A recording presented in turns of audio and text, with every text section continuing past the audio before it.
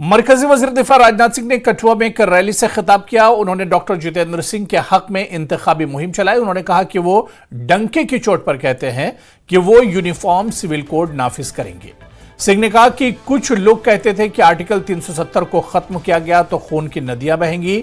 उन्होंने कहा कि जैसे जैसे जम्मू कश्मीर तरक्की कर रहा है, यहां दूध की नहरें बहेंगी।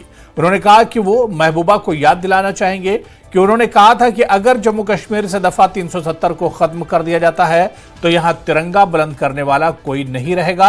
आज जम्मू कश्मीर के कोने कोने में तिरंगा है। राजनाथ सिंह ने कहा कि उन्होंने साफ कह दिया कि हम किसी को नहीं छेड़ेंगे और अगर कोई छेड़ता है तो उसे छोड़ेंगे नहीं।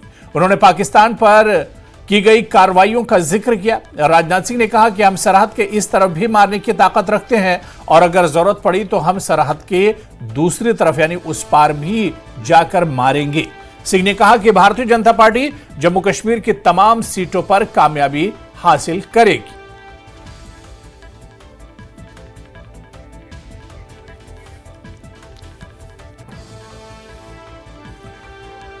डोडा उधमपुर पार्लिमानी हलके से इंडिया इत्तेहाद के उम्मीदवार चौधरी लाल सिंह की हिमायत हासिल करने के लिए नेशनल कॉन्फ्रेंस के नायब सदर उमर अब्दुल्ला ने दीगर सीनियर लीडरों के साथ वादी भदरवा के मुख्तलिफ इलाकों का दौरा किया और बड़े अवामी इज्तिमात से खिताब किया और रोड शो की क़यादत की। उमर अब्दुल्ला ने भदरवा और इससे मुल्लिका इलाकों में बड़े रोड शो की क़यादत की। उन्होंने कहा कि 2018 में असेंबली तहलील करने के बाद बीजेपी गुज़िश्ता 6 सालों से असेंबली इंतखाबात कराने में नाकाम रही।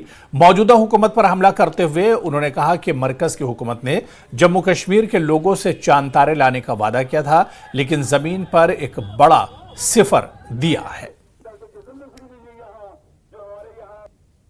जो तरक्की की बात करते हैं लेकिन वो तरक्की जमीनी सतह पे कहीं नजर नहीं आती। भदरवा की हम बात करें, कौन सा नया काम ऐसा हुआ है जो पिछले 5 साल में इन्होंने किया हो? क्या मकसद ये है कि उन लोगों को हम दोबारा चुने जिन्होंने जम्मू कश्मीर में तबाही की, जिन्होंने हमारे रियासत का दर्जा हटा के हमें यूनियन टेरिटरी पे उतारा, जिन्होंने 8 साल हमें अपने जमहूरी हक से महरूम रखा।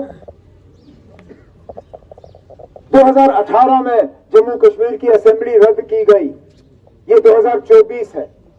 6 साल हमें असेंबली के इलेक्शन नहीं मिले। जो तरक्की की बात करते हैं लेकिन वो तरक्की जमीनी सतह पे कहीं नजर नहीं आती।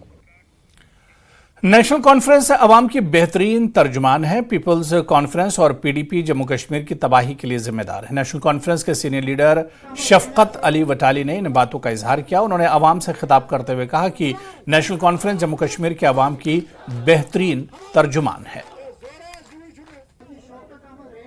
तो आपको क्या लग रहा है शुमाली कश्मीर में ज्यादा यानी कि अहम मुकाबला नेशनल कॉन्फ्रेंस को किस तंजीम से होगा और क्या लग रहा है आपको आने वाले वक्त में आप जीत दर्ज कर पाएंगे? मुकाबला यहाँ लोकल किसी कैंडिडेट के साथ नहीं है, किसी तंजीम के साथ नहीं है, ये दिल्ली के साथ मुकाबला है। जिस तरह 1977 में प्राइम मिनिस्टर ऑफ इंडिया उस वक्त और तमाम अमला लेके वो यहाँ की कुछ जमातों के में उन्होंने शामिल किया था अपने साथ, वही सूरत हाल आज भी है। ये ABCD जमातें ये आया हो गई हैं, जैसे कि हमने अभी बताया अपनी तकरीरों में कि लोगों ने देखा किस तरह से ये सीक्रेट मीटिंग्स कर रहे हैं इनके साथ। तो ये लोगों में बच्चे में अब आया हो गया है और यहाँ के लोगों ने, जम्मू कश्मीर के लोगों ने, ये सिर्फ कश्मीरियों की बात नहीं है, उन्होंने तहिया कर लिया है कि इस बार इनको करारी डिफीट देनी है। और आप देखेंगे कि शुमाली कश्मीर से एक अनप्रेसिडेंटेड सक्सेस जो है वो नेशनल कॉन्फ्रेंस दर्ज करेगी, क्योंकि अब लाइन्स ड्रा हो गई हैं कि लोगों के साथ कौन है और लोगों के मुखालिफ कौन है। आगे बढ़ेंगे। सीपीआईएम ने कांग्रेस और नेशनल कॉन्फ्रेंस के उम्मीदवारों की मुकम्मल और गैर मशरूत हिमायत का ऐलान किया है। न्यूज 18 JKLH के साथ एक खुसूसी बातचीत में पार्टी के रियासती सेक्रेटरी गुलाम नबी मलिक ने कहा कि जम्मू कश्मीर और लद्दाख की मौजूदा सूरत हाल को मद्देनजर रखते हुए सीपीआईएम ने जम्मू में कांग्रेस और अनंतनाग राजौरी में NC के उम्मीदवार मियां अल्ताफ को मुकम्मल हिमायत देने का फैसला किया है। मलिक ने कहा कि उनकी PDP या किसी दूसरी हमख्याल पार्टी से कोई रंजिश नहीं है। मतलब कुछ रखा ही नहीं, तभी जाकर लद्दाख के लोग भी सड़कों पर हैं और जम्मू के लोग भी नाराज हैं। इसीलिए हमने फैसला किया है कि we must stand with those forces जो रियल सेंस में ICDYC पार्टी को बिल्कुल हराएं और वो हमें लगता है कि जम्मू में वो कांग्रेस उसके काबिल है, और यहाँ नेशनल कॉन्फ्रेंस, और अनंतनाग में मियाँ अल्ताफ साहब मतलब he is a capable candidate and we must support him. हमने डिसाइड किया है उसमें। मतलब सीपीआईएम एनसी को सपोर्ट करेगी और जम्मू में कांग्रेस को। यस बिल्कुल, वो हमारा स्टैंड है, वो हमने हमारी मुश्तरका राय है जी। तो मैं आपसे ये जानना चाहूँगा कि क्यों आपने एनसी को ऑप्ट किया, क्योंकि जिस तरह से पीएचडी की अगर हम बात करेंगे तो ये बावर किया गया था कि अगर पीएचडी मुश्तरका उम्मीदवार उठाती है तो वो तारिगामी साहब होंगे। अब ऐसा नहीं हो रहा है, तो इल्ज़ाम जो है वो नेशनल कॉन्फ्रेंस पर भी आयद हो रहा है कि नेशनल कॉन्फ्रेंस ने कलीदी रोल किया पीएचडी को तोड़ने में। तो ऐसे में आपके सामने दो ऑप्शंस थे, पीडीपी या एनसी, तो आपने पीडीपी को छोड़कर एनसी का क्यों चुनाव किया? देखिए, हम रेस्पेक्ट करते हैं पीडीपी का भी, ऐसी बात नहीं। वो मतलब that lady is a respected lady. हमें मतलब ना उसका कोई personal, nothing personal is here.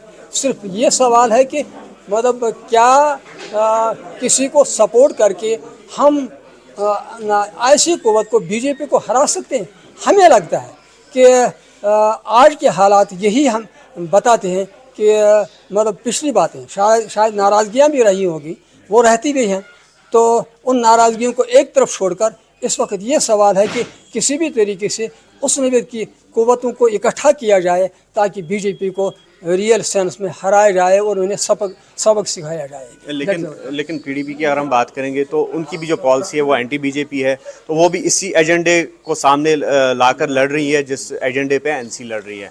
तो मेरा फिर वही सवाल होगा, क्यों पीडीपी को छोड़कर आपने एनसी को? अभी देखिए, जहाँ तक मतलब ऑल इंडिया सतह पर भी जो लार्जर अलायंस है, इंडिया अलायंस, उसमें ऑलरेडी 2 पार्टनर जो हैं यूनाइट हो गए हैं, और उसमें फिर मतलब जो बाकी इंडिविजुअल्स हैं वो तो सेपरेटली हैं। लिहाजा जो जब मतलब कुछ लोग इकट्ठे हो जाते हैं, लाजिमी बात है उनमें ताकत ज़्यादा आ जाती है, और उस कुव्वत को मदद करना लाजमी बनता है, क्योंकि वही ताकत बनता है जो हरा सके। लिहाजा वो कंसिडरेशन है, इसके अलावा और दूसरी कोई कंसिडरेशन नहीं है किसी को सपोर्ट करने की या ना करने की।